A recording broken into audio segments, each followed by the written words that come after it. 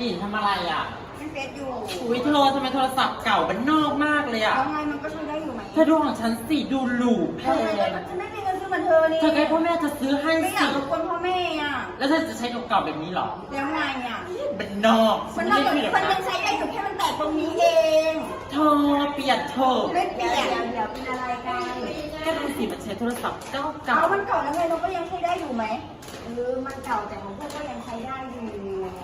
ของเธอก็ใช้ได้ของเพื่อนก็ใช้ได้ก็ใช้ได้เหมือนกัน ๆฉันขอโทษก็ได้